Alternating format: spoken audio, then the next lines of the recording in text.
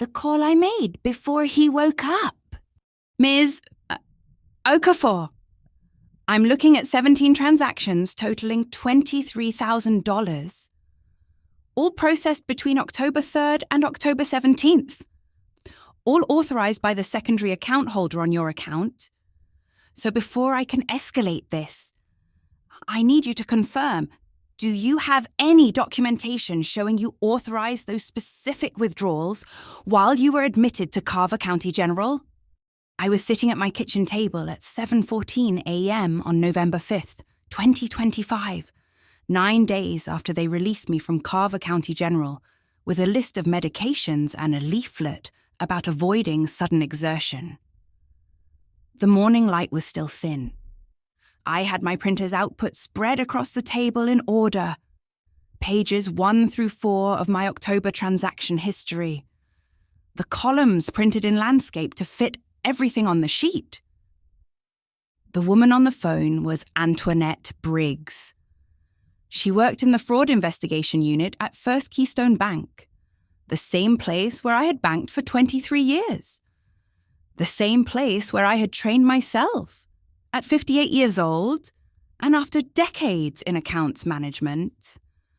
Never to ask a question I could not frame in a way that led to a number. Antoinette was reading the numbers now.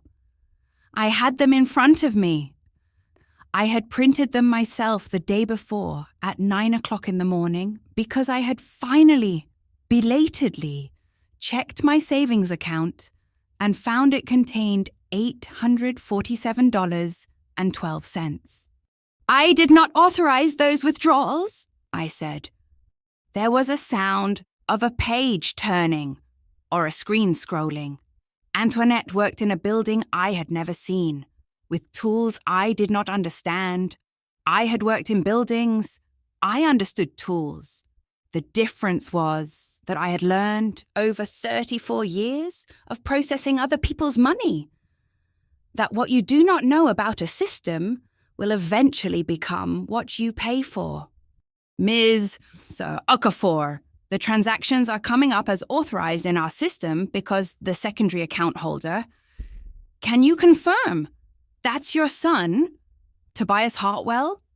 His name is on the account.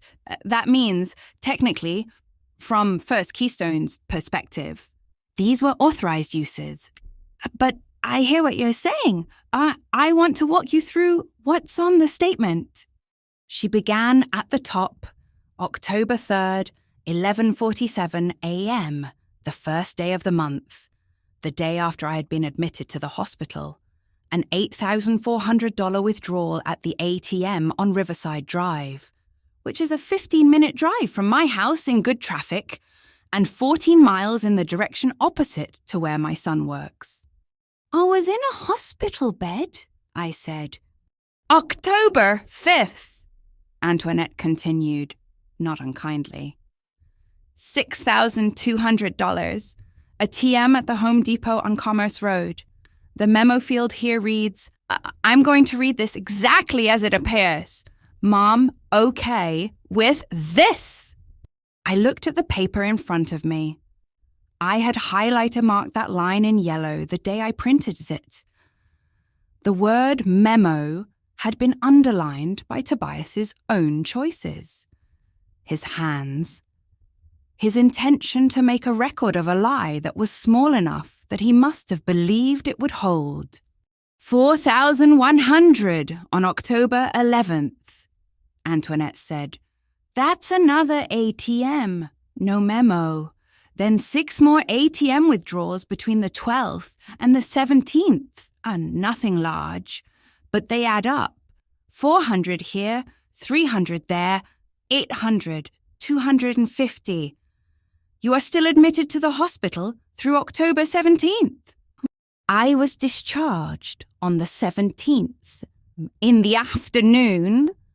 So he made a $750 withdrawal at 8:13 that morning. Before you came home, I remember the intake nurse saying my potassium was still low. I remember the discharge papers emphasizing no heavy lifting, no stress. rest as much as possible. I remember Tobias standing in my bedroom doorway in late morning, asking if I wanted him to help me into the car. His voice steady, his hands clean. Ms. Okafor, I'm going to tell you something. These are all legitimate transactions from the bank's technical standpoint. Because his name is on the account. That's the problem. And that's why we're going to treat this differently. But I need you to understand the timeline you're facing. The regulation on unauthorized account access allows a 60-day window from the last transaction. That puts your deadline at December 17th. That's 43 days from today. If we don't have a formal fraud investigation initiated and a preliminary finding in place before that date, First Keystone's liability becomes limited, and your only recourse is a civil suit. The bank can't cover the loss, and it becomes your responsibility to recover the money from your son through the courts. Do you understand what I'm saying? I had worked in accounts management for 34 years. I understood exactly what I was being told. I understood what it meant to miss a deadline. I understood what it meant to have someone else's name on your account. I understood the difference between what was legal and what was right. And I understood that the person I was speaking to was trying to help me, and that her help depended on me being willing to move very quickly. What do I need to do? I asked. First, send me everything you have. Bank statements, ATM records, location data if you can access it through your online account. If you have any communication from your son about these transactions, any text messages where he explains what he was doing, send that too. Any proof of your hospitalization. I need the admission dates and discharge date officially documented. And Ms. Okafor, you should probably get a lawyer. This is going to be a civil matter once we finish the fraud investigation. And the civil matter is where you recover the money. I can help you with the documentation. A lawyer will help you get paid. After we hung up, I sat without moving for approximately 10 minutes. The light had gotten slightly stronger. The kitchen was the same kitchen it had been when I woke up. The coffee was still warm in my mug. None of the furniture had changed. What had changed was my understanding of what I was allowed to do about it. I had raised Tobias alone. His father left when he was 4 years old, and I had made a particular decision about how to interpret that, which was to spend 31 years proving to Tobias that he had not been abandoned by the male version of love. But he had simply been loved by the female version. And the female version could be enough. The female version, I had decided, would be reliable, steady, present. It would not fail him the way his father had failed him. It would not run when things got difficult, or expensive, or burdensome. I had been very successful at that. In 2018, when Tobias was 25 and I was working as a supervisor in accounts at Carver County Health System, I had added him to my savings account as a secondary account holder. It was a practical decision. I travelled occasionally for work, 3 or 4 times a year. Conferences in Columbus or Cleveland, staying overnight, being unavailable in the immediate access sense. If something happened to me while I was away, Tobias would need to be able to access the money. It was the most sensible thing I ever did. It would also, as it turned out, be the most expensive. On November 4th, the day after I first checked my account and found it nearly empty, I went to the bank branch on Carver Street and requested a printed copy of my October statement. The teller, a woman younger than my son, slid the paper across the counter. I stood there and counted the line items. 17 of them. 8,400. 6,200. 4,100. 475. 302. 820. 750. And smaller amounts. In a pattern that suggested either desperation or methodical thinking. I was not yet certain which. I sat in my car in the parking lot for 14 minutes before I started the engine. The thing I felt was not shock. Shock is what happens when you do not have information. I had information now. What I felt was closer to the sensation of a calculation being completed. One number plus another number plus a third number arriving at its inevitable total.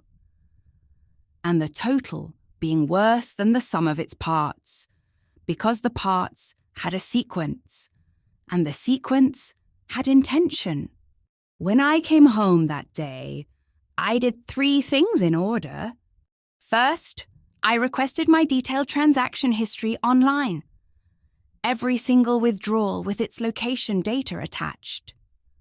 The system let me see that the ATM on Riverside Drive was 14 miles from my hospital, that the one at Home Depot was the same distance in a different direction, that the ATM on Commerce Road was 14.3 miles from Carver County General. Distance travelling away from my bedside to empty the account that I had spent 3 years of my pension building up. Second, I called the bank and requested a transaction report that included the memo fields for each entry. When it arrived by email, I opened it at my kitchen table at 10:18 that evening and read, in the October 9th row, the words, "Mom, okay with this?" 4 words, typed at an ATM in the Home Depot parking lot at 9:47 p.m., which I knew was 9:47 p.m. because the timestamp was included. 4 words that apparently, in Tobias's calculation, constituted consent. As if permission was something you could type retroactively. As if a memo field was a legal document.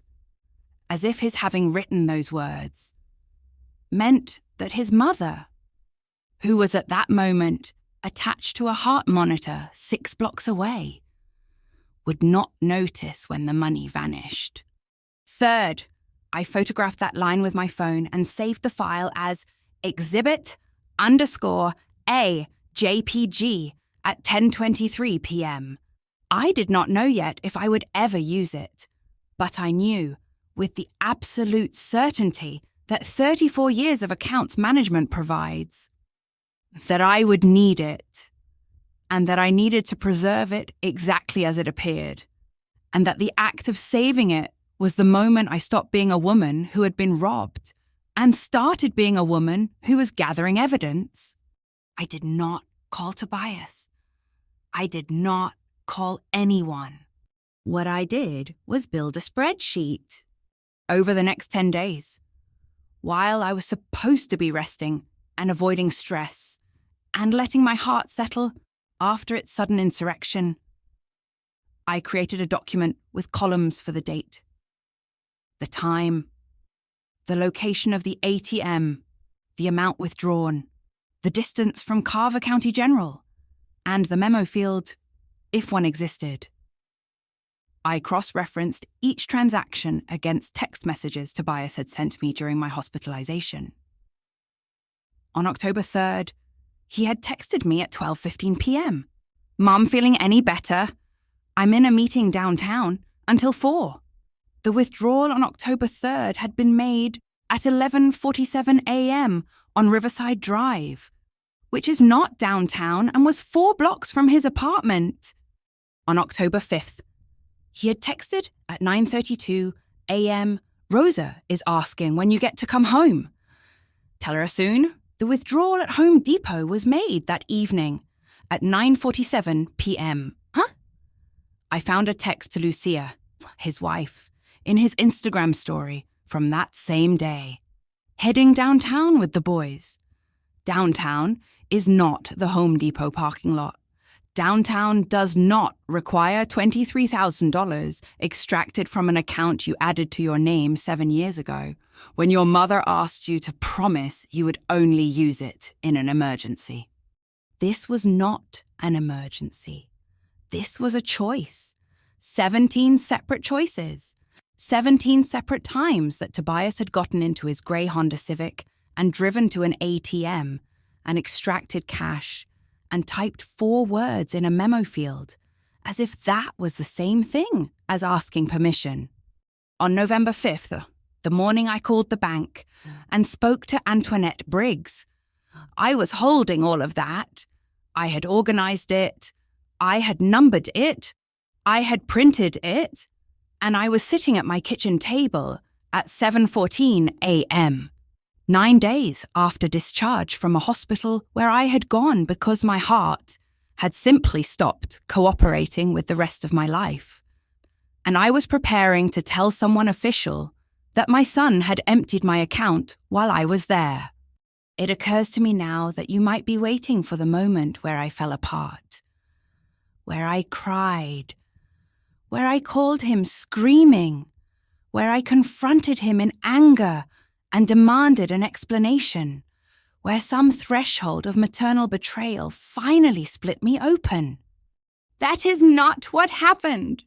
What happened instead is that I took notes.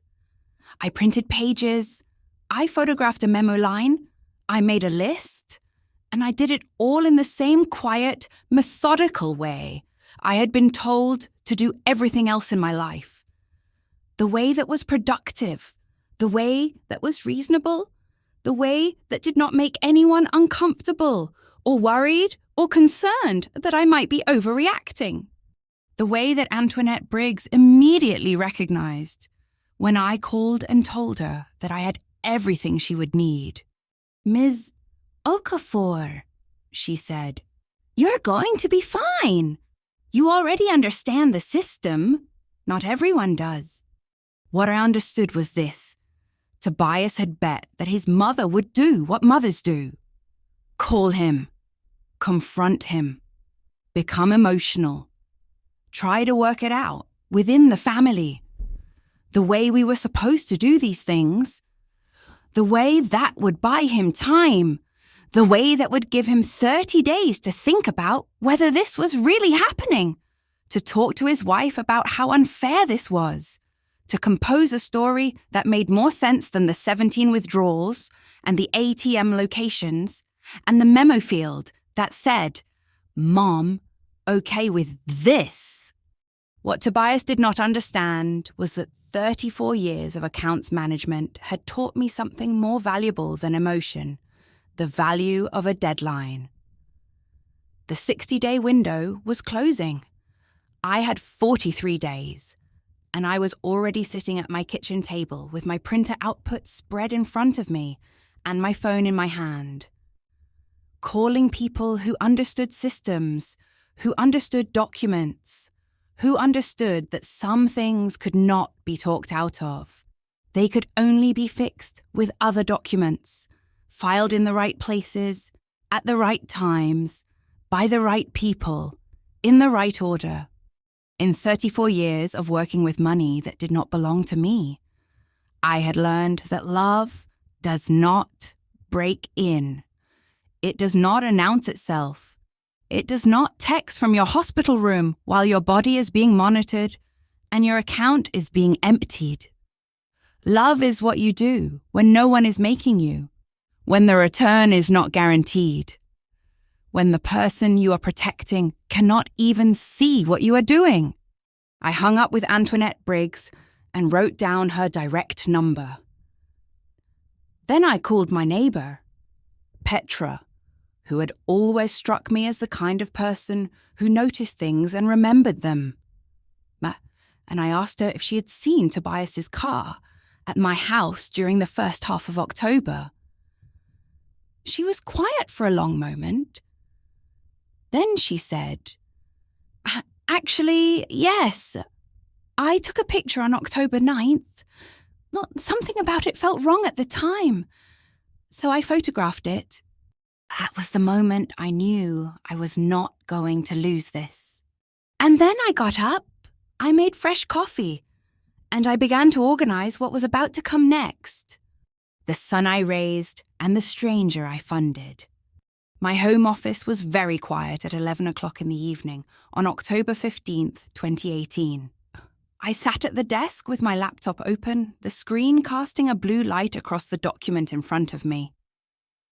The house had that particular stillness that comes after everyone has gone to bed, except you. Tobias was sleeping in the spare room because his lease had ended, and his new place wasn't ready yet.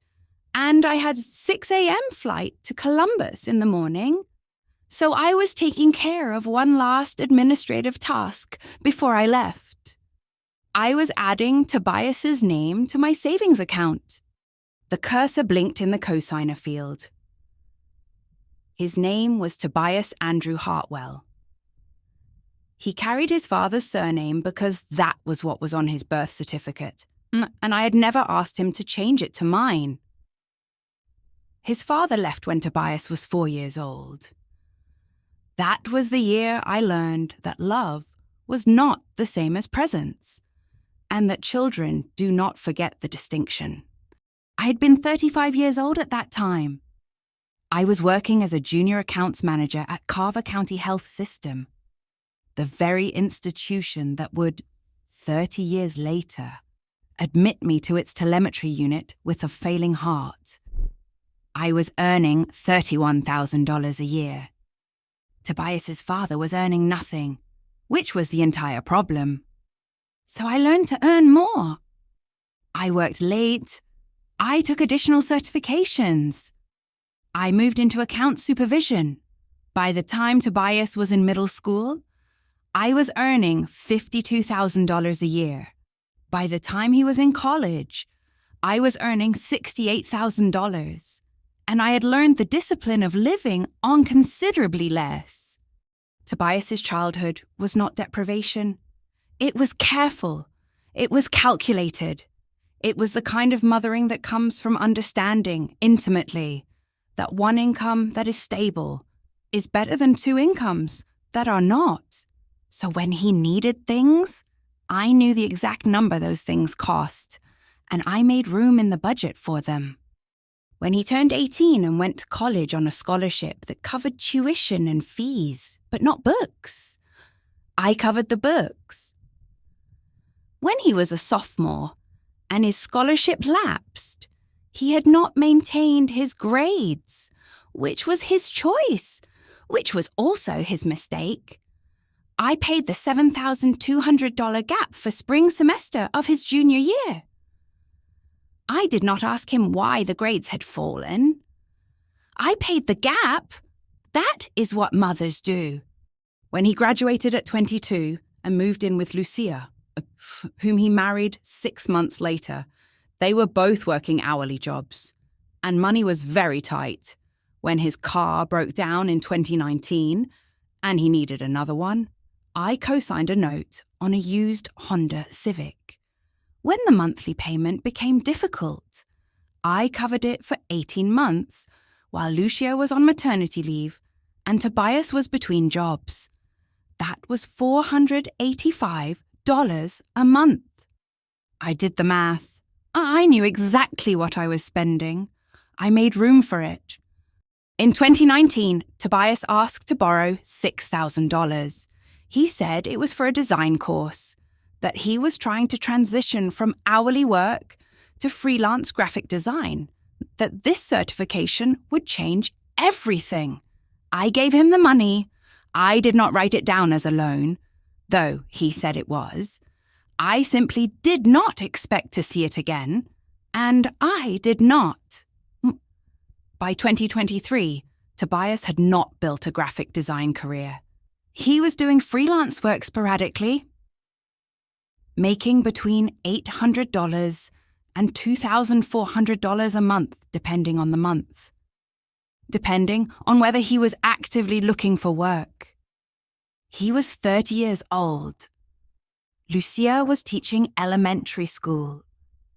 They had a daughter named Rosa, who was 3 years old, and whom I loved with the particular intensity of a woman who had spent 31 years building a family with one child, and now had the chance to hold something new. Because I loved Rosa, I did not push Tobias about the $6,000. Because I loved him. I did not say the words that I thought, which was, "You are 30 years old. You have a wife who teaches school. You have a daughter, and your mother is still funding your choices." But I did not say that. I paid his car note. I bought Rosa expensive gifts at Christmas. I helped with her birthday party. I was, as my mother had not been, reliably present in a way that asked nothing in return. I sat at my desk at 11 p.m. in October 2018, 2 years before the money disappeared. 1 year before I would finally ask Tobias for it. 5 years before I would need to understand exactly why I had made the decision I was making now. Adding him to my savings account was practical. I was going to travel occasionally for work. A conference here. A system upgrade there. Travel that would take me away from home and away from immediate access to cash. If something happened to me while I was in Columbus. If I was injured or hospitalized or simply unable to reach the bank. Tobias needed to be able to access the money. He needed to be able to pay the mortgage. He needed to be able to get to the hospital. He needed to be able to make decisions about my care if I could not make them myself. It was, as I thought that night, the most sensible thing I ever did. It was also the most expensive. I did not know that when I typed his name into the field. I did not know that, in 7 years, he would use that access in a way that had nothing to do with emergencies and everything to do with entitlement. I did not know that the very decision that was supposed to protect me would be the mechanism that undid me. What I knew that night was this. I had spent 31 years raising a son alone. I had made every dollar work twice. I had denied myself things that I wanted so that he could have things he needed. I had built, over those 31 years, a savings account that represented 3 years of my pension and the discipline of living well below my means.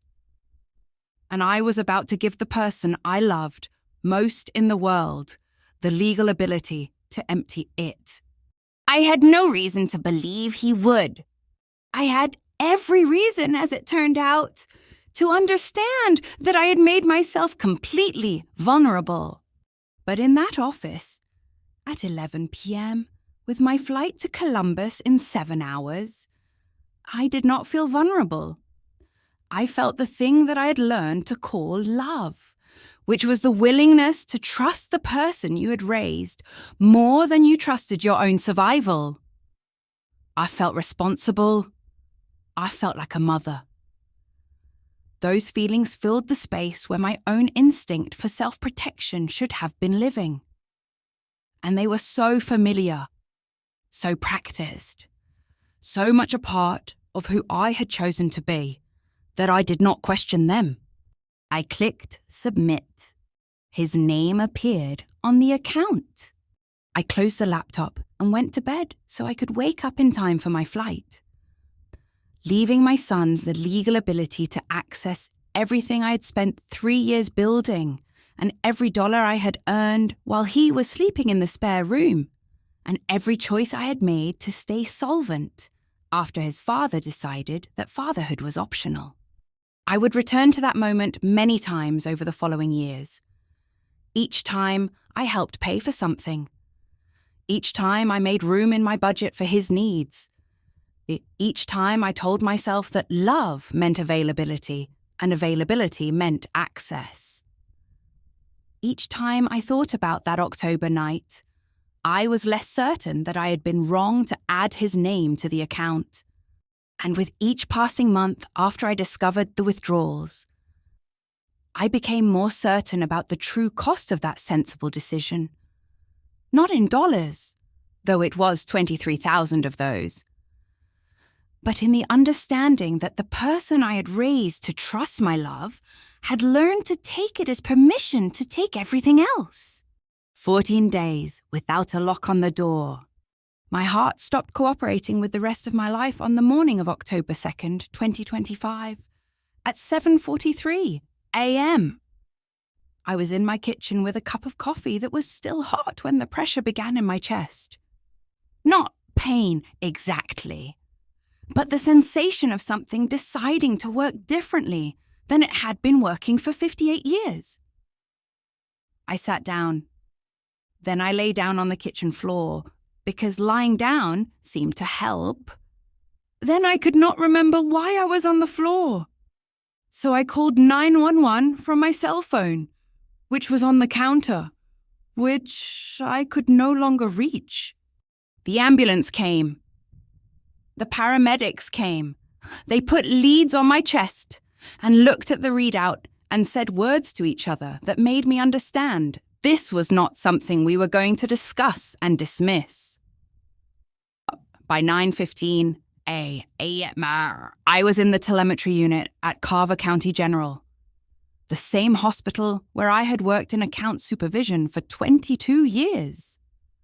The same hospital where I knew the administrative structure and the billing codes, but had never actually lain in a bed with monitors attached to my skin and a saline drip in my arm. The telemetry unit is a place where your body stops being private. You are attached to machines that record every electrical impulse your heart produces, every variation in your rhythm, every moment your body chooses to deviate from the expected pattern.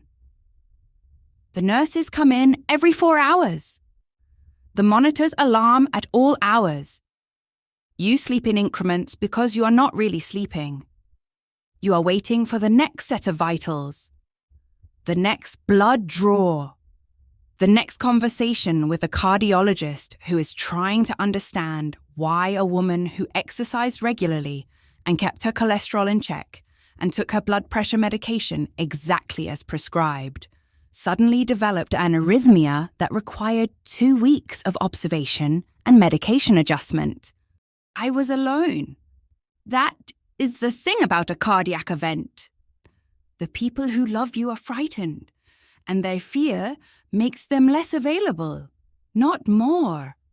Tobias called on the first day, and I told him not to rush over because I was stable and they were still running tests. My sister called from Colorado and offered to fly in, and I told her the same thing.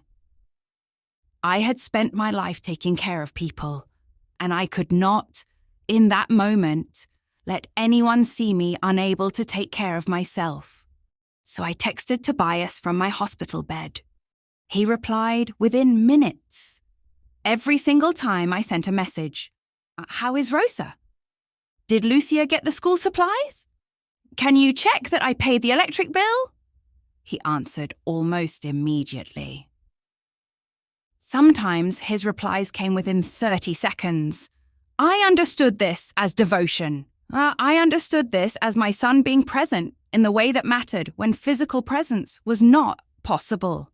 I did not know he was sitting in his grey Honda Civic in my driveway while he typed those responses, parked where the security camera at the corner could not reach, where no one but a neighbour watching from a window would see him. Petra Vasquez lives 3 doors down from me on Carver Street.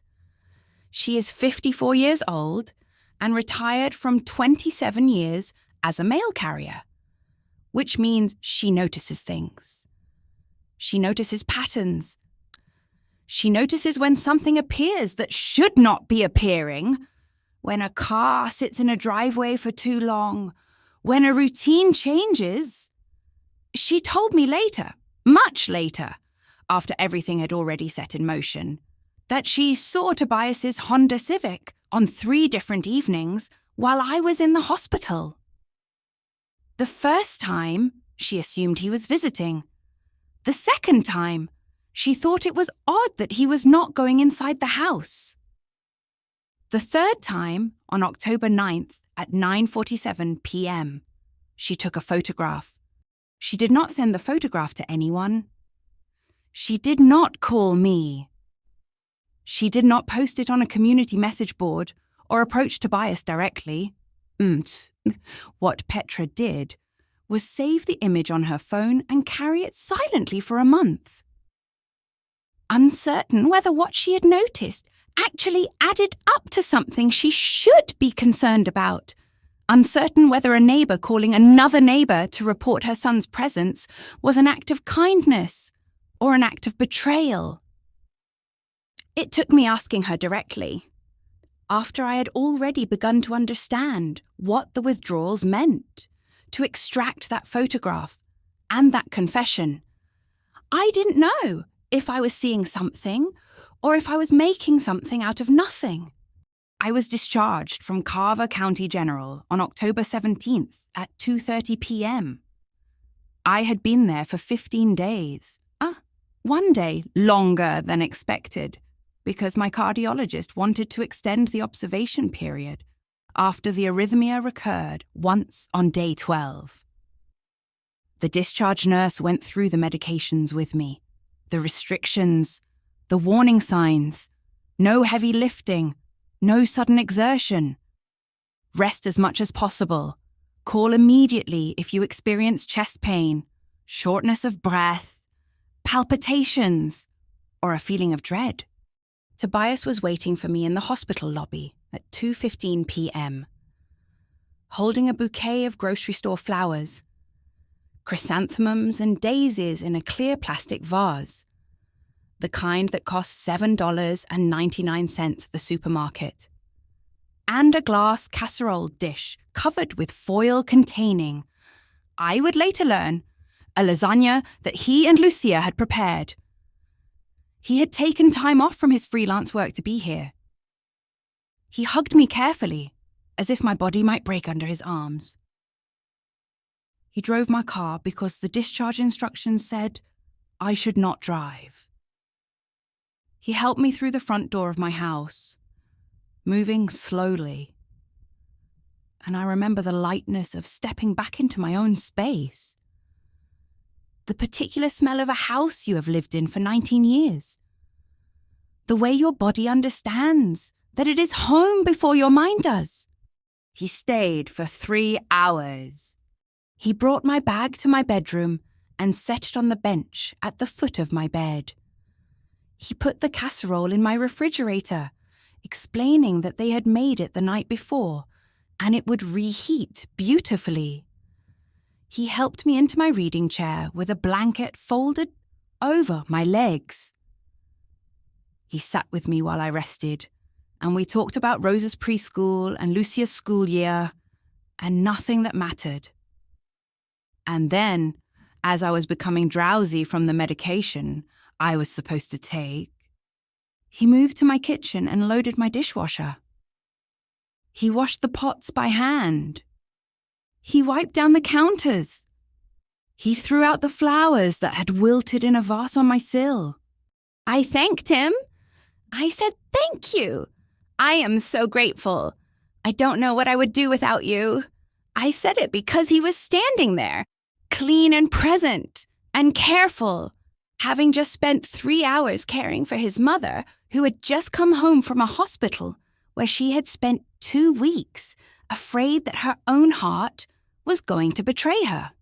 I did not know, could not have known, that while I was lying in a telemetry unit attached to machines that recorded every irregular beat, he was driving 14 miles to an ATM and withdrawing $8,400 from the account that I had added his name to 7 years earlier. I did not know that he was planning to do it 4 more times before my discharge date.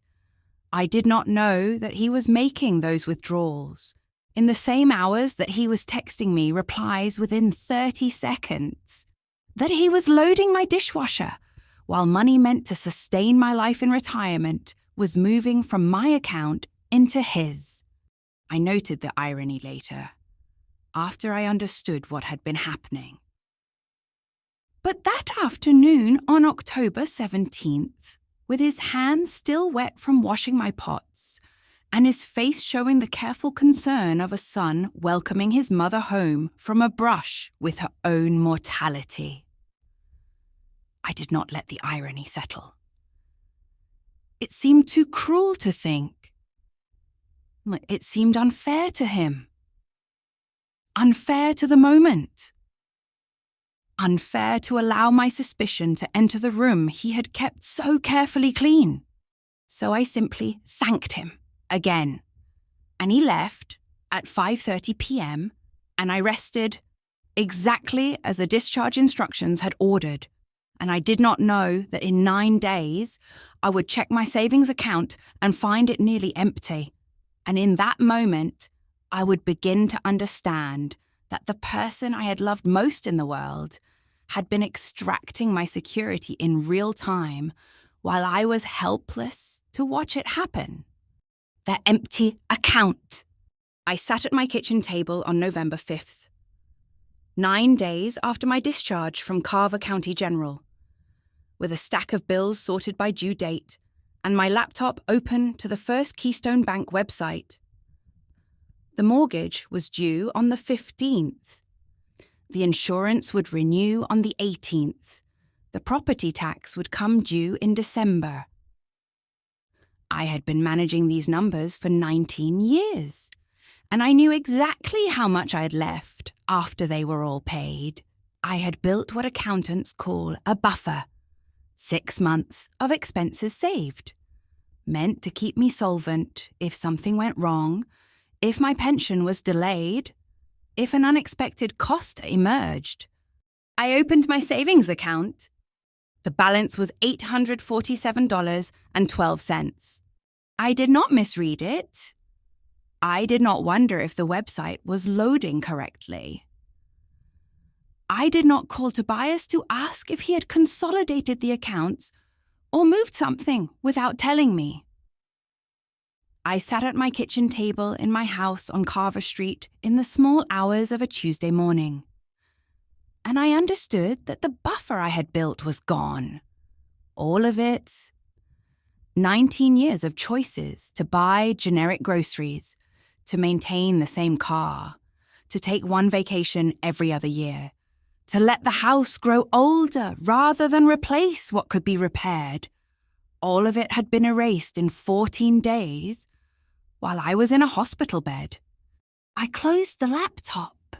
I made coffee because I needed to think, and I think better when I'm doing something. I drank the coffee.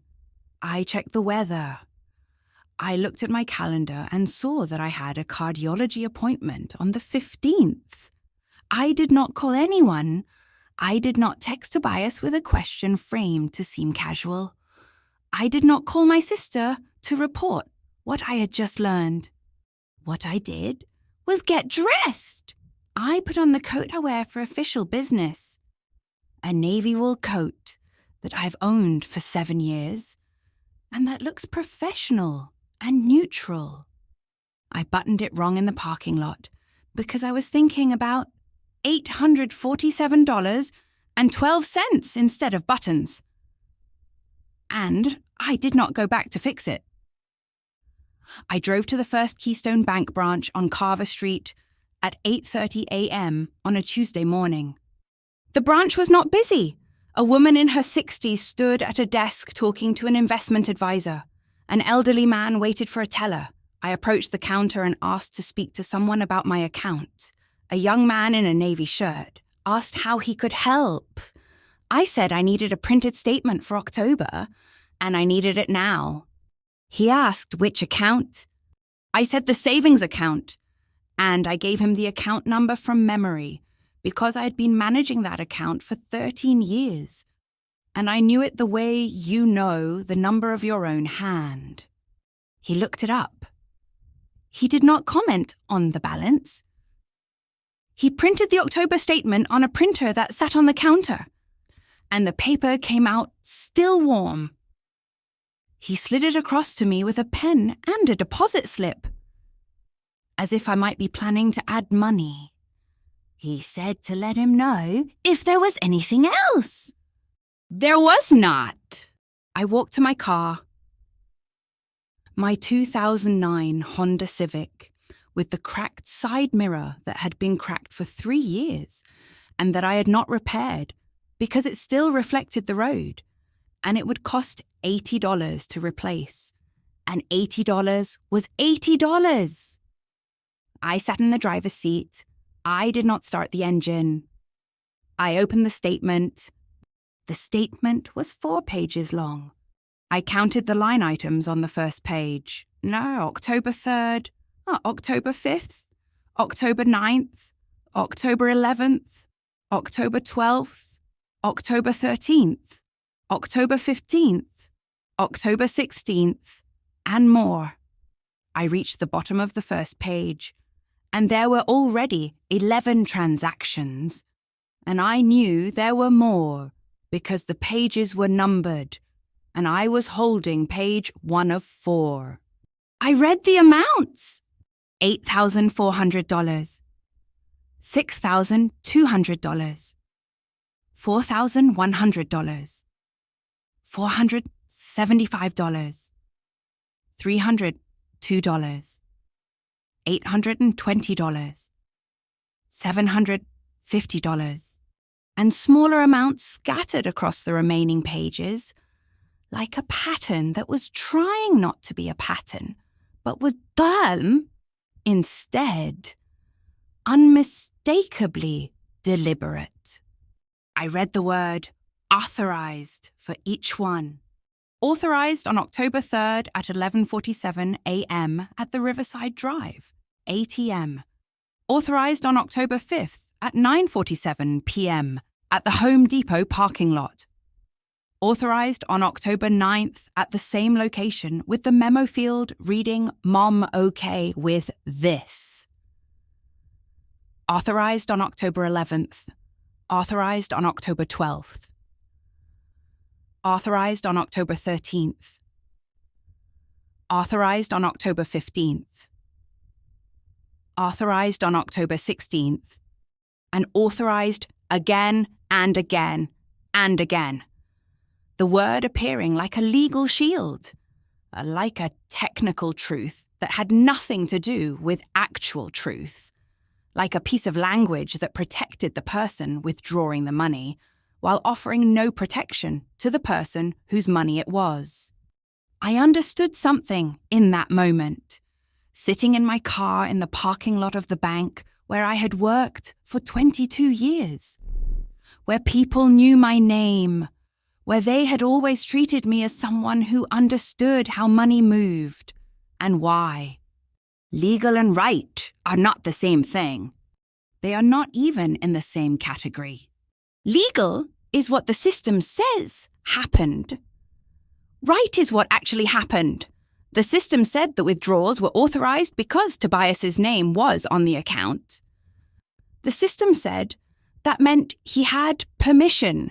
The system did not care that permission requires consent, and consent requires asking. And asking requires words spoken aloud, in a moment of choice.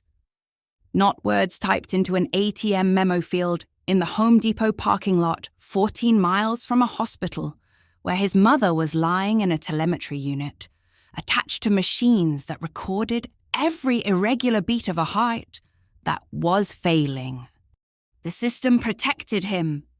The system had a category for this situation, and the category was called authorized account holder. And that category meant that the bank bore no responsibility, the law offered no recourse, and the money was simply gone. What had moved from my account wherever Tobias had moved, it was not theft by legal definition. It was not fraud. It was not a crime. It was a son accessing an account that his mother had added him to for emergencies, using that access in a way that the legal system would defend without question. extracting $23,000 in 17 separate transactions, and typing 4 words at an ATM as if those words constituted consent. I sat in my car in the bank parking lot, and I understood that the distance between what the law said and what was actually true was exactly $17,853.12. The difference between authorized and stolen was the co-signer agreement I had signed in 2018. The difference between my protection and my exposure was a single decision I had made at 11 p.m. on a night when I was trying to be sensible and responsible. I did not cry. I did not call anyone. I did not start my car and drive to Tobias's apartment to demand an explanation, to ask him how he could take money from his mother while she was helpless, to confront him with the statement and ask him to defend himself. Those would have been normal things to do. Those would have been reactions that made sense. Those would have been what a person does when they have been wronged and they want immediate resolution, and they believe that resolution is possible if they just speak the truth loudly enough, clearly enough, directly enough. I understood that morning that the truth was not going to help me. What was going to help me was documentation. What was going to help me was time. What was going to help me was the understanding that the person who had done this had done it deliberately, with knowledge, with 17 separate decisions made across 14 days, and that the only way to hold him accountable was to let the system that had protected him become the system that documented what he had done. I started my car. I drove home. I set the statement on my kitchen table, and I opened my laptop, and I began the work of gathering what the legal system would recognize as evidence: the transaction records with timestamps and locations, the ATM withdrawal receipts, the text messages where Tobias claimed to be in places that were not where the ATM data said he was. I began the work of turning his betrayal into data. I began the work of learning that $23,000 in cash moved illegally was the same as $23,000 taken from her without permission, and that the legal system had 60 days to acknowledge that before the statute of limitations closed, and the money was simply mine to lose forever. I had 43 days from the moment I opened that statement. I opened my phone and called the number on the back of my bank card. I asked to speak to the fraud department. The silent count. I spent 11 days downloading transaction data. I started on November 6th. The morning after I sat in my car in the first Keystone parking lot and understood what authorized actually meant. I opened my laptop at my kitchen table and accessed my account through the bank's website, and I began requesting detailed transaction records. Not the summaries, but the full documentation with timestamps and ATM location data and any memo field information the system had preserved. The bank sent them in installments. Some came immediately. Some took 3 days. By November 17th, I had everything I needed. I created a spreadsheet. It had 7 columns: date, time, amount, a TM location, distance from hospital, Tobias's claimed location from his texts, and memo field. I numbered each row from 1 to 17. I entered the data from each transaction in order, working backward from the last withdrawal on October 17th to the first on October 3rd. The spreadsheet looked like what it was: a woman with 34 years of accounts management experience, organizing a chronology of theft so precise that no one could mistake it for coincidence. I cross-referenced each transaction against the text messages Tobias had sent me during my hospitalization. October 3rd, 11:47 a.m. $8,400 withdrawn at the ATM on Riverside Drive. His text message that day, sent at 12:15 p.m. Mum feeling any better? I'm in a meeting downtown until 4. Downtown and Riverside Drive are not the same location. Downtown is the business district, approximately 3 blocks from his apartment. Riverside Drive is 14 miles in the opposite direction. I recorded both in the spreadsheet. October 5th, 9:47 p.m. $6,200 withdrawn at the Home Depot parking lot on Commerce Road. 9:47 p.m. His Instagram story from that evening, heading downtown with the boys. His text to me at 9:32 a.m. that same morning. Rosa's asking when you get to come home. Tell her soon. The Instagram timestamp showed 6:43 p.m. The withdrawal occurred at 9:47 p.m. Commerce Road is 14 miles from downtown. I recorded the discrepancy. October 11th, 4:23 p.m. $4,100 at the ATM on Summit Avenue. His text. Still in that meeting we talked about. Should be out soon. He had no meetings on his calendar that I could verify. He had sent that text from a location that Summit Avenue data would later place him nowhere near. The pattern continued through 17 transactions. Not all of them had corresponding lies. Some had no text messages at all. He simply extracted the cash. Sometimes, multiple times in a single day. Letting the transactions speak for themselves. But the ones that did have messages, the ones where he bothered to construct a story about his whereabouts, revealed a pattern of deliberate misdirection. He was not simply accessing the account, he was accounting for his time in a way that suggested he knew what he was doing was wrong and required explanation. I noted each discrepancy. By November 13th, the spreadsheet was complete. 17 rows.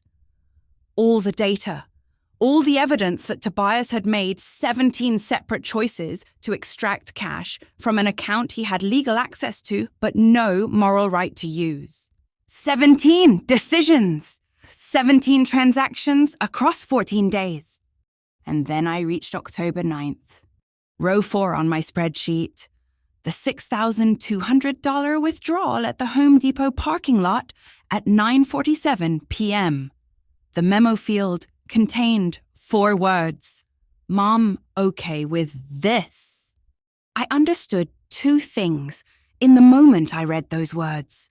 First, Tobias knew he was taking something that required justification.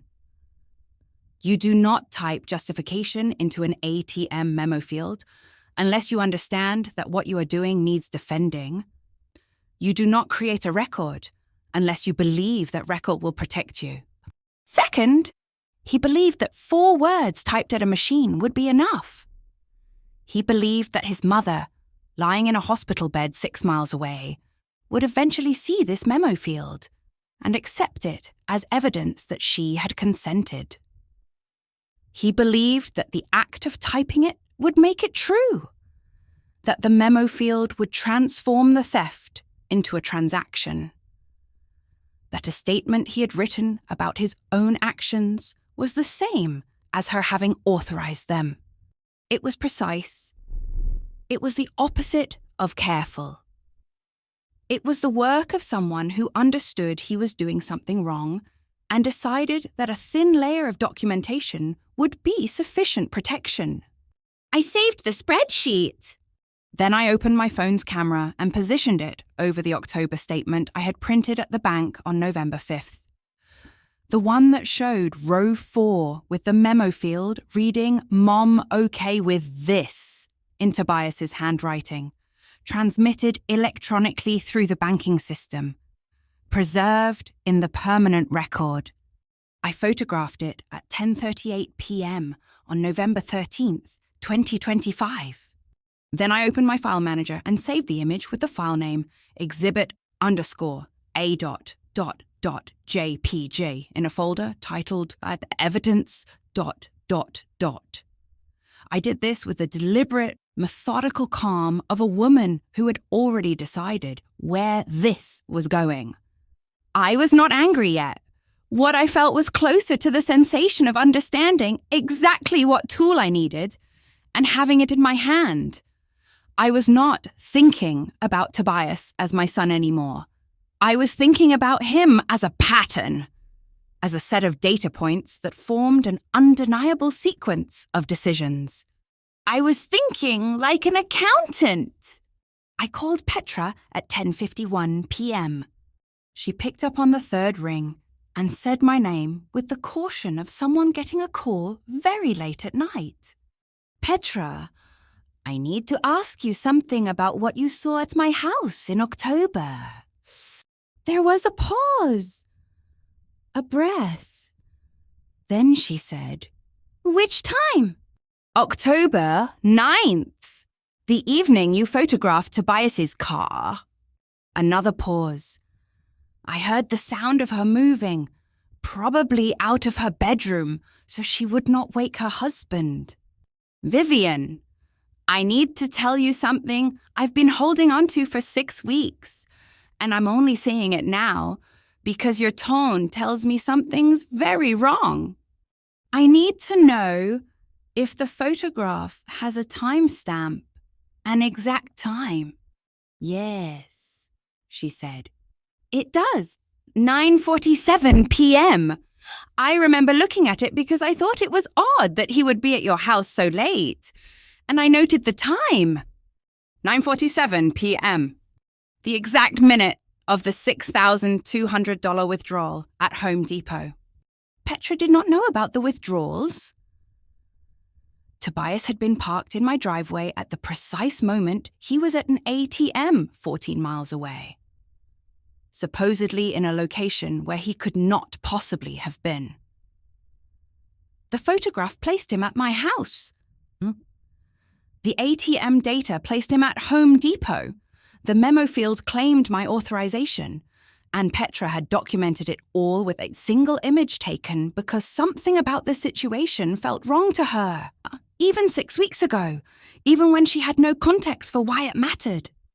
Petra, I said, I need that photograph, and I need you to save it exactly as it exists. Don't crop it. Don't edit it. Don't do anything to it. What happened? She asked.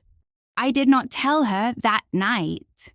I simply said, He took money from me, a lot of money, while I was in the hospital, and the photograph you took proves he was at my house on the night he withdrew $6,200 from my account and typed a note saying I was okay with it. Petra sent me the photograph at 11:04 p.m. I saved it in the same folder as exhibit_a.jpg and named it Petra_10_10_9_2025.jpg. That was the moment the case became documentable. That was the moment I stopped being a woman who had been robbed and became a woman building a legal claim so precise that no attorney could question it. No judge could dismiss it. No system designed to protect the guilty could wave it away with a technicality. I opened my spreadsheet again and added a new column. Witness evidence. I noted that on row 4, corresponding to the October 9th withdrawal, I now had a photograph taken by Petra Vasquez at 9:47 p.m., placing Tobias Hartwell at my residence at the exact moment ATM records placed him at Home Depot 14 miles away, extracting $6,200 from my account while writing "Mom okay with this" in the memo field. The pattern was no longer deniable.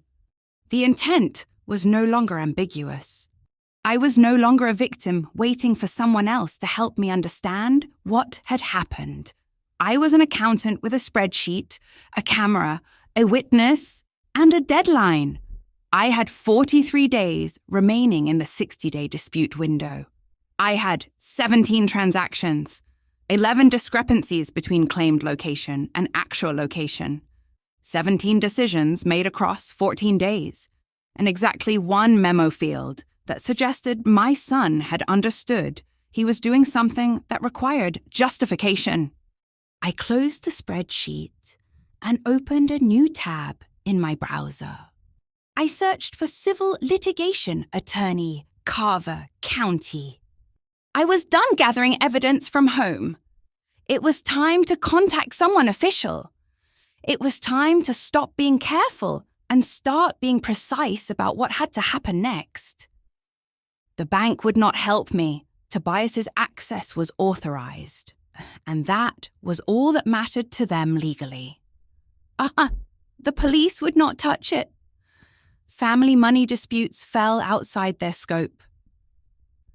The only remaining option was the civil court system, and the only way into that system was through an attorney who understood that what I had documented was not a question of whether the money had been taken, but whether I could prove it had been taken deliberately and with knowledge that I had not authorized it.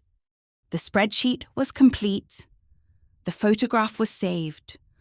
Petra's documentation was secured. I had 43 days, and I was going to use every one of them to build a case so airtight that Tobias's only option would be to pay it back or face a judgment against him that would follow him for years. I found the office of Marsh and Selby LLP at 11:47 p.m., the same time that Tobias had made his first $8,400 withdrawal exactly 45 days earlier. I bookmarked the page. Tomorrow morning, I would call Jeffrey Marsh. I would schedule a consultation. I would print my spreadsheet, gather my evidence, and walk into a law office with a file folder containing everything he needed to understand that this was not a family dispute. It was a financial crime, documented with the precision of someone who had spent her entire career understanding how money moved and why. I would stop being my son's mother and start being his plaintiff. The shift had already begun. I could feel it in the flatness of my voice when I called Petra, in the methodical way I named the files, in the calm with which I understood that love could coexist with accountability, that I could have raised Tobias with everything I had and still file a civil suit against him for stealing what remained. I was not a victim anymore. I was a woman with a spreadsheet, and I was going to use it. The family turns. The call came on November 18th at 3:47 p.m. I was in my kitchen, and Lucia's name appeared on my phone screen. Tobias's wife, my daughter-in-law, the mother of Rosa, the woman I had helped with grocery money twice and with her daughter's preschool application once. The woman I had always thought of as family, in the way that you think of family when you have spent 30 years raising a son alone, and then someone marries him, and you gain another person to care about. I answered, "Mom," she said. Her voice was careful, modulated, the kind of careful that means someone has rehearsed what they are about to say. "Tobias said you might be confused. The doctors warned us that the medication can affect memory after a cardiac event, and he's worried you're reading things the wrong way." I did not respond immediately. I stood in my kitchen holding my phone, understanding exactly what had just happened. Lucia did not know about the 17 transactions. She did not know about the spreadsheet I had built. She did not know about Petra's photograph. She knew only that I had been gathering paperwork, Tobias's phrase for what he had reported to her, And she had been recruited to deliver a message that was designed to make me doubt my own clarity. She was not calling to ask what had happened. She was not calling to try to understand.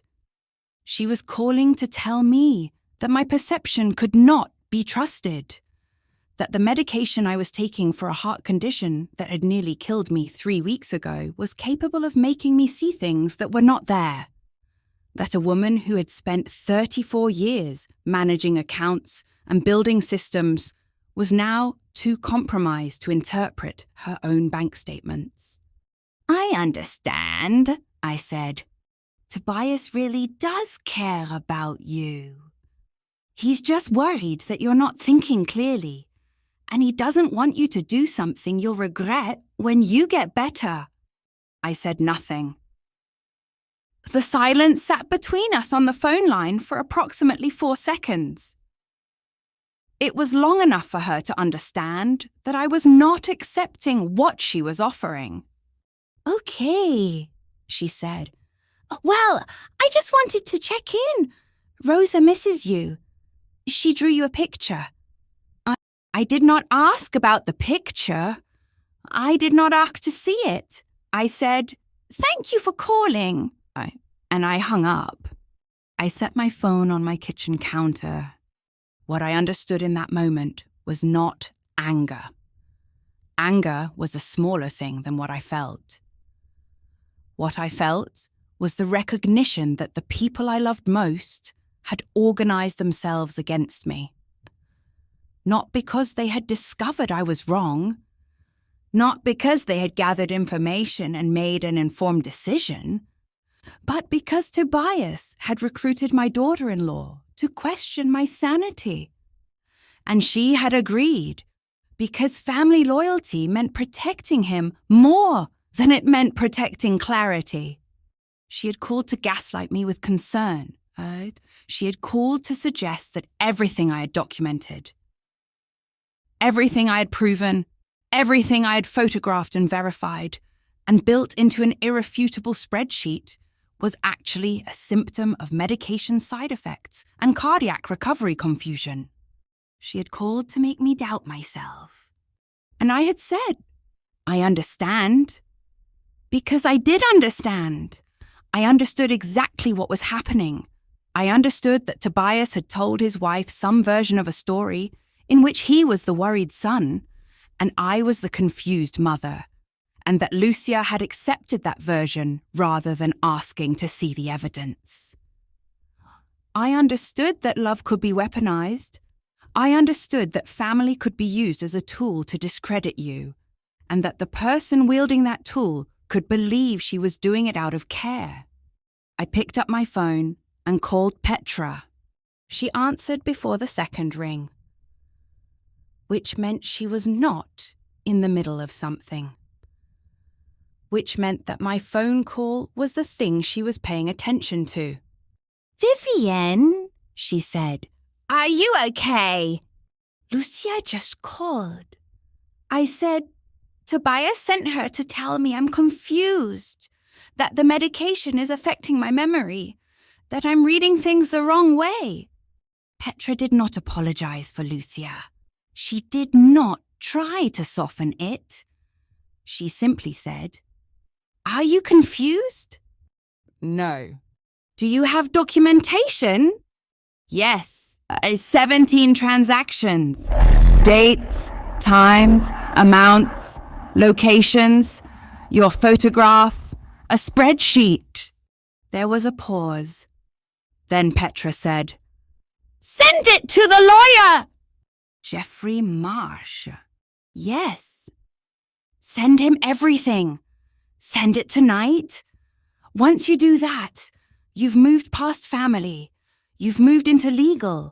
And Lucia can call you confused until she runs out of breath. But it won't matter because you'll already be documented." I had not framed it that way. But she was right. Sending the file was the moment I stopped waiting for the family to fix itself. It was the moment I stopped hoping that Tobias would call back and admit what he had done. It was the moment I stopped wanting Rosa to grow up, knowing that her grandmother had tried to be reasonable. It was the moment I chose accountability over reconciliation. Okay, I said. Do it tonight! Vivienne, don't wait. The minute you send it, you've made your decision official. I hung up and opened my laptop. I attached the spreadsheet to an email with the subject line, Evidence, Okafor versus Hartwell. I included a message, Jeffrey, I spoke with you last week about the fraud case. Please see attached documentation. This is what I have compiled so far. I am ready to proceed immediately. I added the file with my 17-row spreadsheet. I added Petra's photograph. I added the bank statement with the memo field clearly visible. I added the transaction history with location data. I added the comparison of his claimed locations against actual ATM locations. I addressed it to Jeffrey Marsh at Marsh and Selby LLP. I hit send at 8:14 p.m. on November 18th, 2025. The file went out into the email system, and the moment it did, something finished inside me. Not my love for Tobias. That was still there, underneath everything. The love that does not disappear because the person you love has done something unforgivable. Not my love for Rosa, which had nothing to do with any of this, but the version of myself that had been hoping for an internal resolution, that had been trying to find a way to handle this as a family matter, that had been weighing her son's future against her own financial survival. That version ended. I was now officially a woman in a lawsuit against her own child. Jeffrey Marsh would receive my email in the morning. He would read through the spreadsheet. He would see Petra's photograph with its timestamp placing Tobias at my house at 9:47 p.m. on October 9th, while ATM records placed him 14 miles away, withdrawing $6,200. He would see the memo field reading, Mom okay with this. He would see 17 transactions. He would see the pattern that could not be mistaken for anything other than deliberate extraction of funds. And then I would have to wait. I would have to wait for the legal system to move at its own pace. I would have to watch Tobias's face when he was served. I would have to listen to his explanations and his deflections and his attempts at private negotiation. I would have to sit across from him and his attorney and know that I was the one who had initiated this, that I was the one who had crossed the line from family dispute to civil litigation. But that was tomorrow. Tonight, I simply closed my laptop and sat at my kitchen table in the house I had lived in for 19 years. In the silence that follows a decision that cannot be unmade, in the knowledge that the family had turned, and that I had turned with them, toward a courthouse instead of toward reconciliation. I did not regret it. I did not doubt it. I had the spreadsheet. I had the evidence. I had Petra's photograph. And I had a lawyer who understood that what I had documented was not confusion. It was precision. It was the work of a woman who had spent her entire career understanding how money moved and why, and who was about to prove, in front of a judge, exactly what her son had taken from her, and why he needed to give it back. The filing. Jeffrey Marsh's office was on the 3rd floor of the Marsh and Selby building on Carver Avenue, the same avenue where I had lived for 19 years, and where the bank branch sat, where everything had started. I arrived at 2 p.m. on November 21st, 11 days after sending him my evidence. I was carrying a folder with printed copies of everything: the spreadsheet, the transaction histories, Petra's photograph with its timestamp, the bank statements, the comparison chart I had made showing where Tobias claimed to be versus where the ATM data placed him. Jeffrey was 62 years old, with grey hair and the posture of someone who had spent 4 decades in courtrooms. He did not greet me with warmth or sympathy. He greeted me with the efficiency of a man who had reviewed the materials I sent and had already made his decisions about what was possible. "Your documentation is clean," he said. "The photograph from your neighbour is dated and time-stamped. The ATM location data is irrefutable. The memo field is self-incriminating, and your spreadsheet is organised with the precision of someone who knows how to organise financial data." We spent 40 minutes in his office.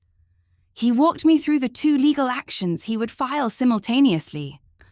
The first was a fraud complaint with First Keystone Bank's legal department.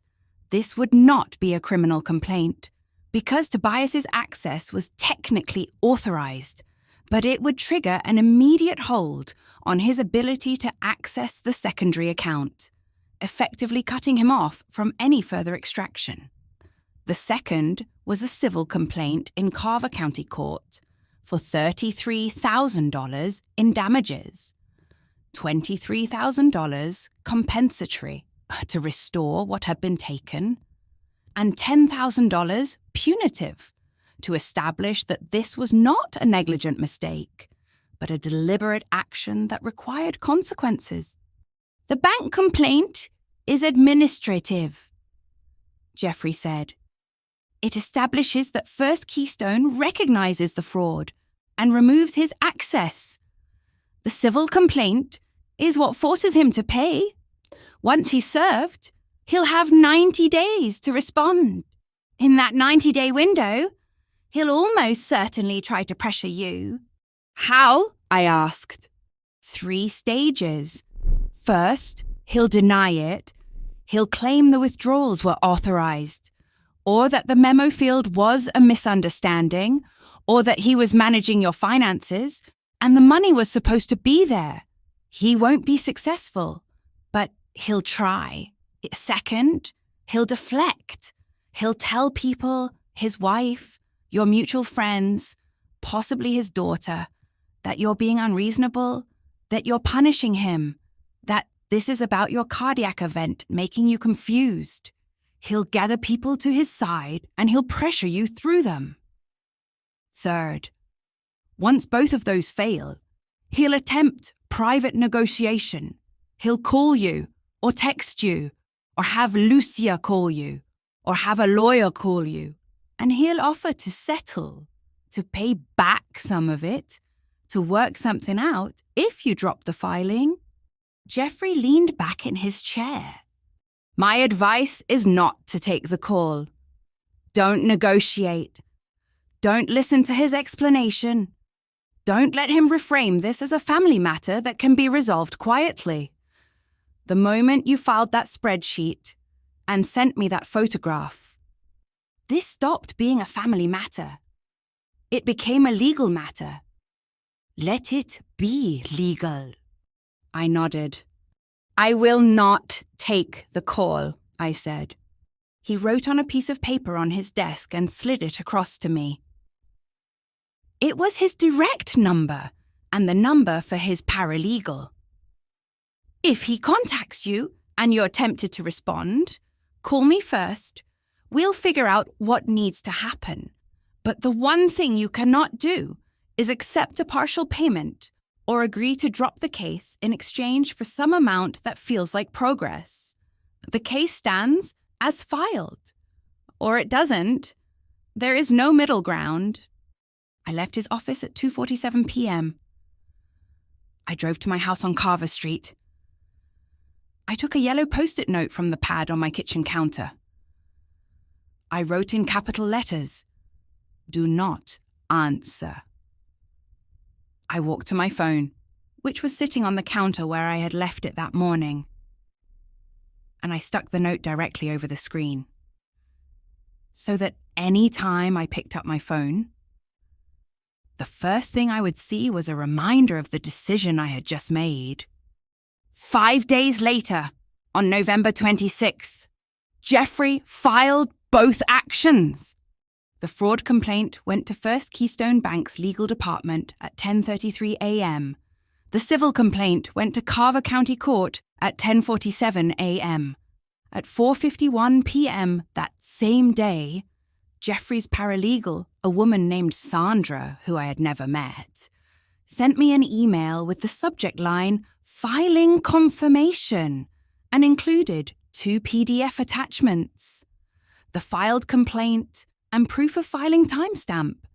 I was sitting at my kitchen table, the same table where, on November 5th, I had opened my laptop and checked my account and found $847.12. The same table where, on November 6th, I had begun building my spreadsheet. The same table where I had photographed the memo field at 10:38 p.m. The same table where I had made all of my decisions over the preceding 28 days. 28 days from the moment I discovered the account was empty to the moment Jeffrey filed a civil suit. 28 days from $847.12 to $33,000 in damages claimed in Carver County Court. I opened the PDF attachments. I read Jeffrey's complaint. It was written in the formal language of legal documents, but the substance was simple.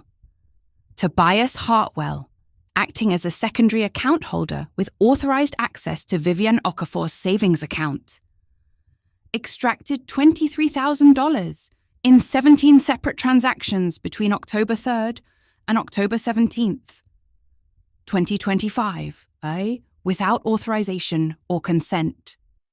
The complaint detailed each transaction. It included photographs of the bank statements. It referenced witness documentation placing Tobias at the plaintiff's residence at a time when ATM records placed him elsewhere. It identified the memo field notation, "Mom okay with this?" as evidence of consciousness of guilt, an acknowledgement that the withdrawal required justification. It demanded $23,000 in compensatory damages and $10,000 in punitive damages. It was addressed to Tobias Andrew Hartwell, defendant, and it was filed in the courthouse where I had paid my property taxes for 19 years, in the same county where my son had grown up, in the same jurisdiction where the law was the law and emotion did not matter, and the spreadsheet was evidence. I opened a new email. I addressed it to myself. The subject line read, "Done." I copied the filing confirmation and pasted it into the body of the email. I hit send at 4:56 p.m. on November 26th, 2025, and the email arrived in my inbox immediately. A permanent record that the filing had been initiated, that the decision had been made, that there was no longer any possibility of reconciliation, or private settlement, or family mediation. The case was official. Tobias would be served within the next 5 business days. He would open whatever envelope the process server handed him, and he would see his name on a legal complaint. He would read the allegations. He would see his own memo field quoted back at him as evidence of his own consciousness of wrongdoing. He would call his lawyer. He would call his wife. He would, exactly as Jeffrey had predicted, go through the 3 stages of response: denial, deflection, and private negotiation. And I would sit at my kitchen table with my yellow Post-it note stuck to my phone, and I would not answer. I would let the legal system move at its own pace. I would let the spreadsheet speak. I would let the photograph with its timestamp do its work. I would let the memo field, "Mom, okay," with this convict him without my needing to say a single word in anger or accusation or hurt. I had filed suit against my own son for stealing my financial security while I was helpless to stop it. I had done it in silence. I had done it methodically. I had done it with such precision that no attorney could tear apart my evidence. No judge could dismiss my claim. And no amount of deflection or denial or private negotiation could undo what I had set in motion. I looked at the email on my screen. The subject line read, "Done." I closed my laptop and I waited for the process server to arrive at my son's door with an envelope that would change the shape of our family forever. Served cold. The process server arrived at Tobias's address on December 2nd at 10:17 a.m. I did not witness this. I learned about it hours later when Jeffrey called to confirm that the papers had been delivered, signed for, and received. Tobias now had 90 days to respond to a civil complaint, alleging that he had extracted $23,000 from his mother's savings account without authorization while she was hospitalized. He now had 90 days to prepare a defense against evidence that included 17 documented transactions, a TM location data, a time-stamped photograph, and his own memo field notation claiming his mother had approved the theft. He used 4 days. The first voicemail arrived on December 2nd at 2:47 p.m., 43 minutes after I would have received notice that he had been served. My phone buzzed with a notification. The yellow post-it note was still stuck over the screen, but I could see the banner of an incoming message underneath. I did not lift the post-it. I did not listen to the voicemail. I simply waited until it finished recording. And then I opened the voicemail app and read the transcription. "Mom, this is insane. I was managing your finances because you were in the hospital and you needed someone to... That's all this is. I don't know what you think I did. But this is not the way to handle a family matter. Call me so we can talk about this." The word managing appeared in his voicemail like a request for permission to redefine what had happened, as if extracting $8,400 at an ATM 14 miles from a hospital was a form of financial management, as if making 17 separate withdrawals across 14 days was a reasonable interpretation of the authority to access an account in an emergency. He was in the denial stage exactly as Jeffrey had predicted. He was attempting to reframe the crime as a misunderstanding, the theft as administration. "I did not call him." The second message arrived on December 3rd at 9:14 a.m. This one was not directed at me. It was a text to Petra, forwarded to me by Petra herself, who had called me immediately upon receiving it. "Petra, I hope you'll understand that my mother is not in a stable place right now. The cardiac event affected her more than she's saying, and I'm worried she's making decisions she'll regret. I really hope you'll understand that you're making this harder for everyone by helping her pursue this. She needs support from her community. That's not encouragement to do something that will destroy our family." The deflection stage? He was not defending himself. He was attacking my credibility. He was recruiting Petra to his side by suggesting that I was unreliable, medically compromised, and destructive. He was attempting to frame his wife's earlier call about my confusion as accurate diagnosis rather than coordinated pressure. He was building a coalition against me by positioning himself as the rational one concerned for a sick woman's well-being. Petra had forwarded it to me with a single message. "He's scared." The third message arrived on December 5th at 11:23 p.m. This was the negotiation stage, and it arrived as a voicemail at a time when most people would be asleep. Look, I can pay back some of it. Just drop the filing and we can figure this out as a family. I don't want Rosa growing up knowing her grandmother did this to us. I did not listen past the first sentence. I did not hear the rest of the message. I simply forwarded all three: the voicemail transcription, Petra's text, and the voicemail containing the partial admission to Jeffrey with a note that said, "These arrived as predicted." See the third one particularly. He admits he can pay back some of it. That's a confession. Jeffrey called me within 2 hours. That voicemail is better than a signed confession, he said. The phrase, "I can pay back some of it," is an admission that he took something that belongs to you. He's not denying the extraction anymore. He's negotiating the amount. Forward that to me officially so I can file it with the court. I sent him the transcript at 1:47 a.m. on December 6th. 45 days later, on January 14th, 2026, I walked into the Carver County Courthouse for a settlement conference.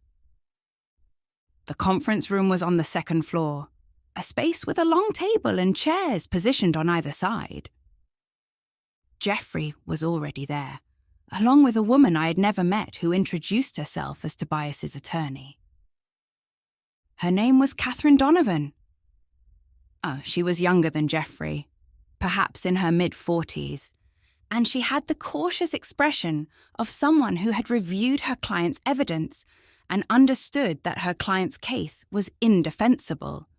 Tobias sat across from me. I did not look at him directly. I did not need to.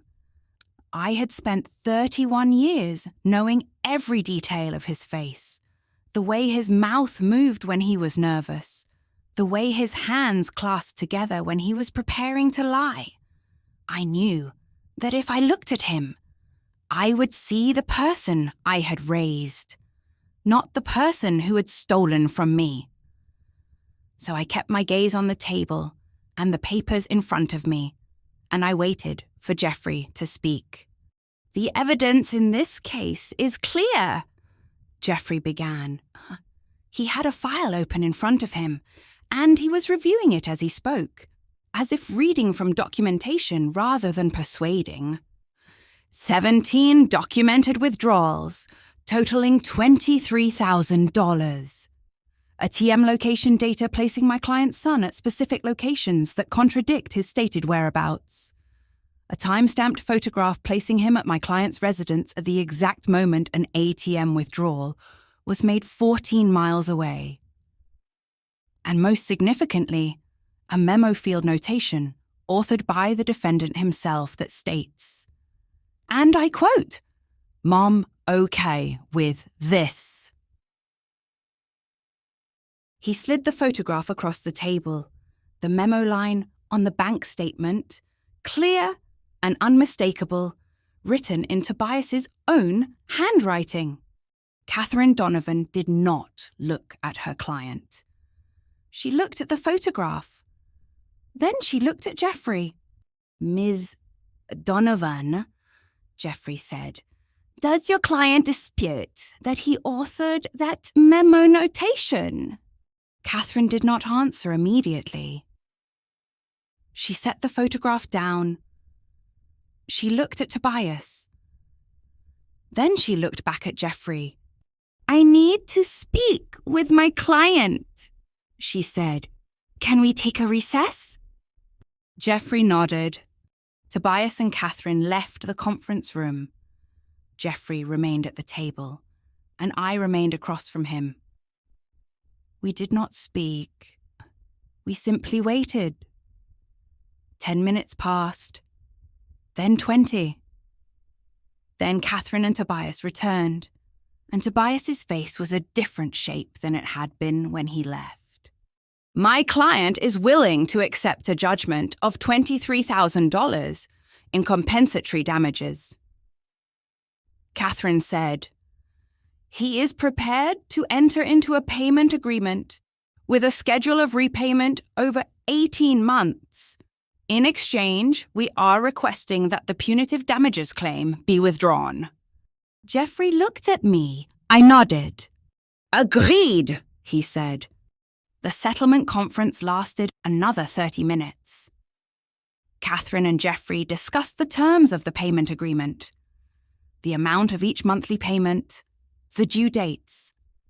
What would happen if Tobias failed to pay? The paperwork was prepared. A consent judgment was drawn up, stating that Tobias Andrew Hartwell agreed to repay Vivienne Okafor the sum of $23,000, representing the full amount of the disputed withdrawals. The punitive damages of $10,000 were withdrawn. The judgment was entered into the official record of Carver County Court. I was asked to sign. Jeffrey slid the judgment across the table to me. It was several pages long, filled with legal language and case numbers and the formal apparatus of the court system. At the bottom was a signature line.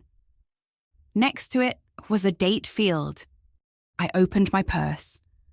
I removed a pen I had brought from home. A black pen with my name engraved on it. The kind of pen I had carried to work for 30 years. The kind of pen that had signed checks and authorizations and approval forms for decades. I did not borrow Jeffrey's pen. I did not use the pen that Catherine offered. I used my own pen, and I signed my name on the line, and I dated it. January 14th, 2026. I slid it back across the table. It's done, Jeffrey said. Tobias did not look at me. He signed the judgment as well, his signature appearing below mine. His attorney witnessed it. Jeffrey witnessed it. The court clerk would process it and file it and enter it into the system, and from that moment forward, Tobias Hartwell was legally obligated to repay his mother $23,000 or face enforcement proceedings that could include wage garnishment, asset seizure, and a judgment that would follow him for years. He had taken everything from my savings account in 14 days while I was helpless in a hospital. It had taken me 53 days to document the theft, file a complaint, and force him to agree to repay it. He would spend the next 18 months repaying it at a rate of approximately $1,278 per month, almost the entire amount of my pension, going back to the woman he had stolen it from. As I stood to leave the conference room, I looked at him for the first time since entering. His attorney was gathering papers. His face was still. He was not meeting my eyes. He was not offering any explanation or apology or acknowledgement. He was simply a man who had been caught and who had agreed to repay the money because the alternative was for a judge to force him to. I walked out of the courthouse without saying anything to him. The January air was cold, and the courthouse steps were icy. I moved carefully, the way a woman who has had a cardiac event moves, mindfully, aware of her own fragility. Jeffrey walked beside me, and at the bottom of the steps, he said, "The first payment will be due on February 14th. If he misses it, we file for enforcement. If all 18 payments come through, the judgment is satisfied and the case is closed." I nodded. "What are you going to do?" he asked. I looked back up at the courthouse. The building was solid, institutional, designed to process disputes and transform them into judgments, to turn he said, she said into official records, to convert the testimony of one person against the testimony of another into numbers on a page that a judge had signed. "I'm going to wait for the February payment," I said, "and then I'm going to stop thinking about this." I did not know if that was true, but I knew that the work was finished. The case was entered into the record. The judgment was signed. Tobias would spend the next 18 months repaying what he had taken. Not because he felt sorry. Not because he had learned a lesson. Not because the family had healed. But because the legal system had converted his theft into a debt. And that debt was now his to pay. I drove home from the courthouse. I pulled into my driveway on Carver Street. The same driveway where Tobias had parked on October 9th while he was at an ATM 14 miles away. I turned off the engine. I sat in my car for approximately 2 minutes. My hands on the steering wheel.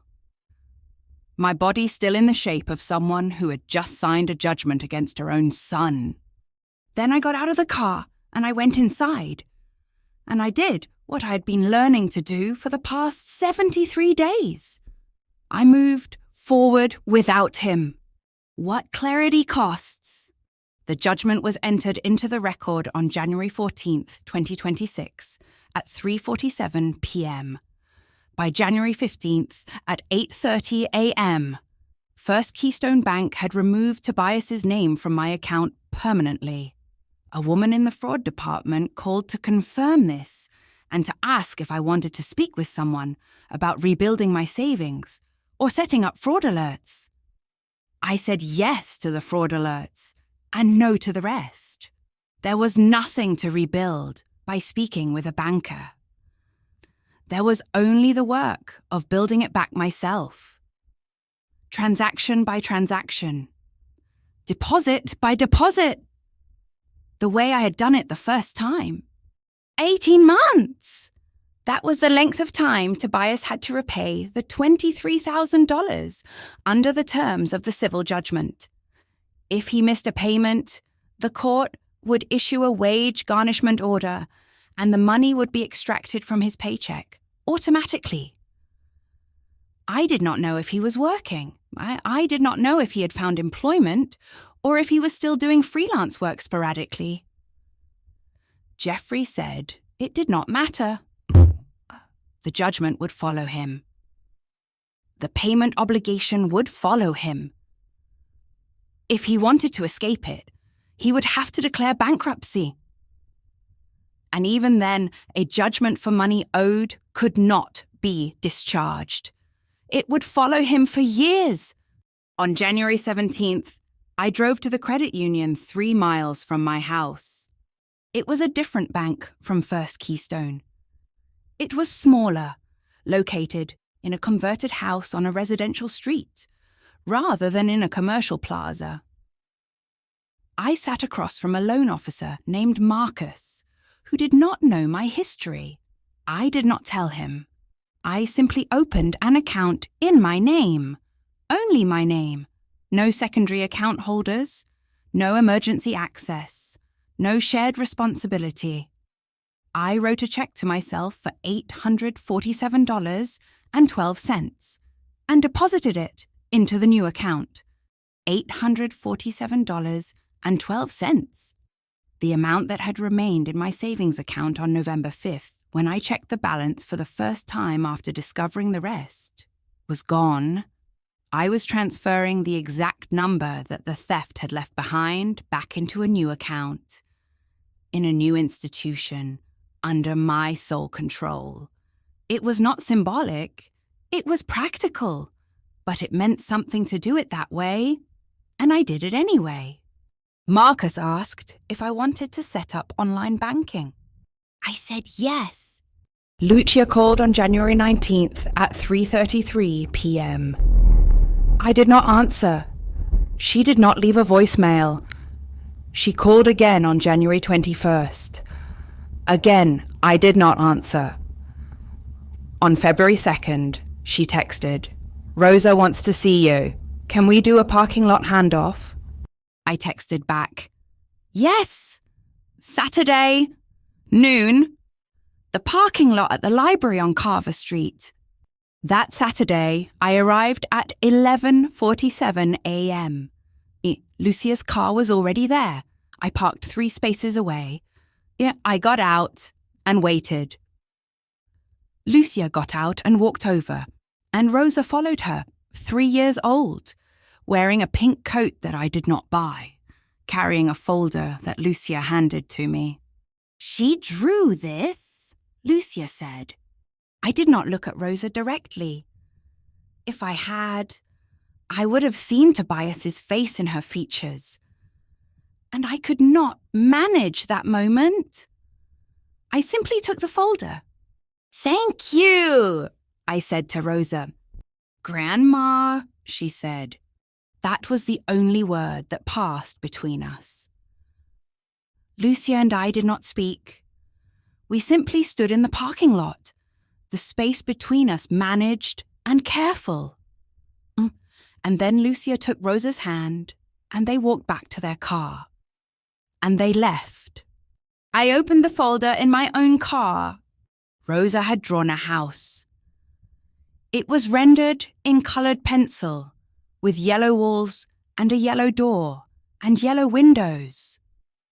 The sun was yellow in the corner. The sky was blue. There were no people in the picture, just the yellow house with its yellow door, standing by itself on a blue and green landscape. I drove home and I taped it to my refrigerator. I did not remove it when January turned to February.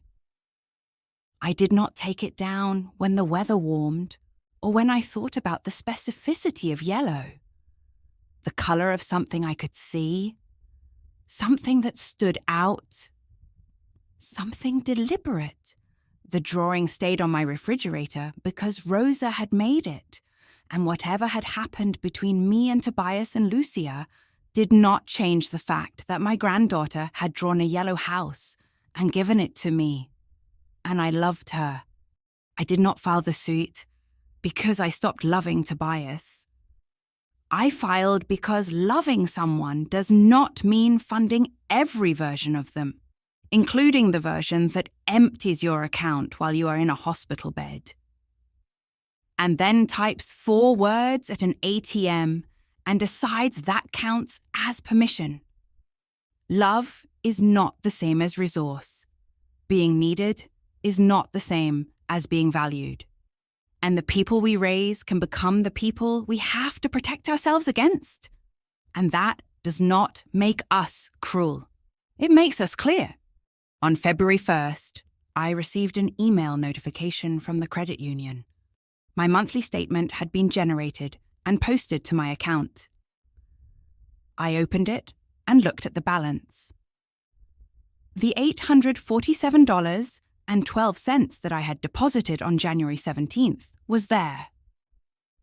The account had earned $1.23 in interest. The total balance was $848.35. I looked at the top of the statement. The account holder name read, Vivienne Okafor. Only her. No secondary account holder. No emergency access. No one else's name on the document. Just Vivienne Okafor, the aged 58, retired account supervisor, formerly of Carver County Health System, currently of Carver Street, looking at a bank statement in her own name and understanding that this was the shape of what she had chosen. Not the absence of love, but the presence of a line, drawn clearly, between what she would fund and what she would not, between who she would protect and who she would not, between the version of herself that could be borrowed from and the version of herself that could finally say no. I did not feel relieved. I did not feel victorious. I felt what came after relief, which is the quiet, sturdy shape of something that should have been built 7 years ago, and finally was. I closed the email. The yellow house was still on my refrigerator. 18 months of payments stretched ahead. The judgment was entered. The line was drawn. The account was closed to everyone but me. I had my clarity. That was enough.